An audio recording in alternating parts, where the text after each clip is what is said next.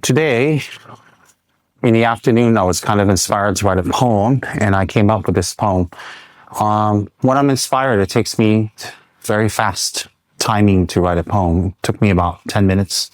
And but when I'm not inspired or when I have to think, it can take a long time to come out with something. This one came out really quite well, and I call it Essential Thoughts. And I want to explain a little bit about it. I don't want to get too deep because there are all types of audience out there. So when it gets a little too deep, I might lose some people who can't follow along. Anyway, it's called Essential Thoughts, the poem, and let me read it through. When we surrender what we fear, then the light shines through. When we dissolve our past, we can look into the future. The future will become the past, so make now count for the future. When we think of ourselves as priority, then we can never find peace. When we think of others spontaneously, then we find freedom now and here. When we find pleasure in materialism, then our pleasure will end in pain. When we find truth in pain, then we realize it was in our mind. When we are insecure because of our past, make amends, and we can be secure because of the present. When we enjoy nothing made into something, then something that is worthy becomes nothing. Contemplate the lack of real control in our lives. That is the truth of our situation to embrace. Surrendering nothing for something, don't grasp at nothing thinking it's something. Buddhas have shared with us. It's up to us to capture our life's essence as shared. Tsem, Kuala Lumpur, July 14, 2013. The first line is, when we surrender what we fear, then the light shines through. Everybody's afraid of something. Everybody's afraid of they're not good enough, they're not pretty enough, they're not smart enough, they're not educated enough, they're not rich enough, they're not capable enough, they're not thin enough, they're not strong enough, they're not whatever, not enough. Everybody is insecure about something. And we have to think about the things that we can do. Even if the things that we cannot do are more than the things we can do, then by doing what we can do, we learn, we grow, we progress, and slowly the things that we can do outshines all the things that we cannot do. And the reason for that is because when we surrender our fear of failure, our fear of criticism, our fear of not achieving, our fear of how other people think of us, our fear of looking bad, when we surrender that, we can only win. Because if we don't surrender that and we are hiding behind our fear and we don't do something because of our fear, then we already lose because everybody knows we're afraid. So if we're not doing it because we have fear, it's been revealed that we have fear. So we already kind of lost face and we already kind of not look good because we're not doing it. But you see, with all of our insecurities, if we do it, we have nothing to lose because we're starting from ground zero. Since we're starting from ground zero, why not let go of the fear and just do it? Let's put it this way. Who hasn't failed? Who hasn't fallen flat on their face? Who hasn't made mistakes? Who hasn't had to repeat what they had done until they became better? Some people, many times. So therefore, that fear that we have is what holds us back. It's not what people say. It's not what people think. It's not our past. It is nothing to do with anyone out there. It has to do with us. And if we can let go of this fear, and we should let go of this fear, we have nothing to lose. And what I like is we're starting at ground zero from nothing. Since we're starting from nothing, there is nothing to lose. So just let go of the fear and go and do what you need to do. And then the light shines through. What's the light? The light is success. The light is trying. The light is admiration. The light is praise. That light is people admiring you. You become an inspiration. You yourself become an inspiration for yourself. You yourself find the strength in you to be more. So the first time is when we surrender what we fear, then the light shines through. Number two, the next line, when we dissolve our past, we can look into the future. All of us, some of us, many of us have had difficult pasts.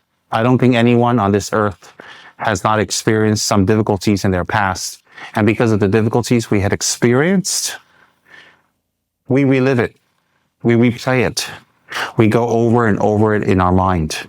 And then when we're put in a similar scenario, then we think it's going to be a similar outcome. But as time goes on, as we get older and we get more experience, as we understand the world better, we understand people and we understand ourselves better, even if we're in the same situation, we have control to make it different. We have control to bring it to another level. We have control to make it have a better positive outcome. So therefore, holding on to the past, we are not able to look into the future because the future becomes the past. Whatever we are in fear of, whatever we are holding on to, whatever we are afraid of, will keep reliving itself now and in the future. So therefore, what am I saying here? When we dissolve our past, meaning just let go of it. It's not the same. You have friends, you have different situations, you are older, you're wiser, you have more experience, you have support, because you're not in the same situation as before. You should dissolve your experiences in the past and look into the future. So therefore, if you dissolve your past, the negative past, and hold on to the good parts, then you can look into the future. That means you do have a future. If you don't dissolve the past, and you hold on to it, there is no future, because you will live the past in the future, and the future will be just like the past. There is no future. It'll be just repetitions, redundancy, more sufferings.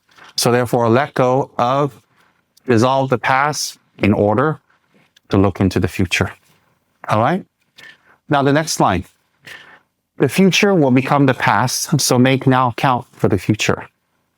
The future will become the past means everything that will happen when we look back will become the past again. So make now count for the future. That means whatever we do now is very important. Don't say, I'll do it tomorrow. I'll do it next time. Don't always talk about future tenses. Don't always talk about it will happen in the future, or you'll change in the future, or you'll do something later. Because if you keep saying that, what happens is that when tomorrow comes and that's the future, or next week comes and next year comes, we're still in the same situation. So the future becomes our past. So if we want our future to be something different and more, we have to make the now count. Meaning we must put the effort in now. We must change now, transform now, make the effort now. Let go of our fears now. We must immediately change our direction, our projections, our fears, and what's holding us back now. So therefore, if we change it now, we're making the now, the current, the moment now count for the future. Then our future will be different than the past. So the current moment has meaning. We're living in the moment.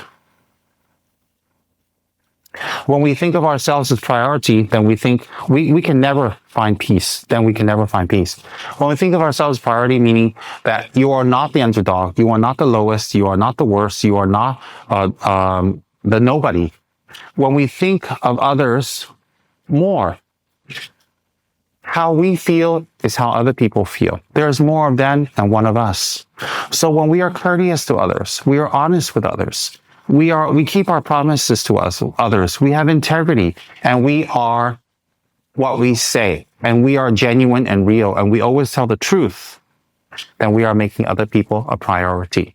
When we are deceptive, when we lie, when we don't keep our promises, when we always are two-faced, or we're schismatic, or always saying things that we don't really do, we don't carry out, we're halfway about it, we're very dramatic. If we're like that, we're not making other people our priority, because why? Then the people around us will suffer. The people around us will be ungrounded and unhappy and confused. So how do you make other people a priority? You make others a priority by being courteous, being honest, having integrity, keeping our promises. Don't lie. Don't trick them. Don't cheat them. This is how we do it. So therefore, we will have peace when we do that because we will create no enemies. We won't have anyone that will harm us.